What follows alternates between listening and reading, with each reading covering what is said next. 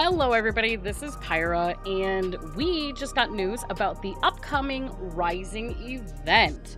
So, news has been very quiet lately on the Final Fantasy XIV front. However, luckily some of the regular yearly annual events are still taking place, and with the end of the Moonfire Fair event on August 26th comes the beginning of the Rising. And this year, Final Fantasy XIV is going to be celebrating its 11th anniversary, which is wild to think.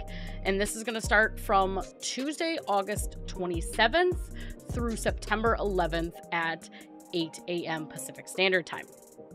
So let us go from the lodestone to the special Rising page. And it says the Rising flowers bloom over the ocean, breathing the perfume of the past.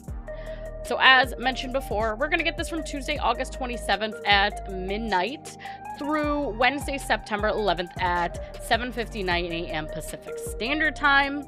So this year, the Rising is going to take place in Limsa Lominsa Upper Decks.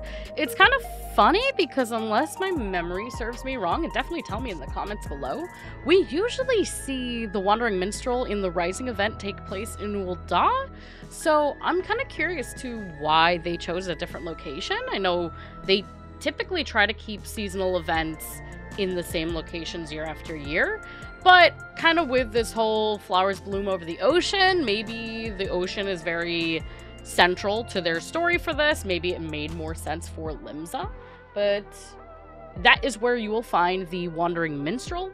And of course, it says Rising to the Call will be the quest. You have to be level 15 in order to do this quest. And it says the Wandering Minstrel seeks an adventurer both willing and able to help put the finishing touches to this year's Rising celebrations. For those of you too who don't really know what the Rising is, it's typically just a kind of celebration of the anniversary of Final Fantasy XIV. We usually get the Wandering Minstrel, aka kind of like Yoshi P, giving us a story about kind of what has happened and what is to come, and it's kind of like this almost breaking the fourth wall situation where we get to feel like we're getting a little bit of insight to the actual dev team and the actual like Yoshi P and stuff like that, and not just too much of like a fabricated fantasy story. Once you accept this quest and finish this quest, there are 2 items that you can get.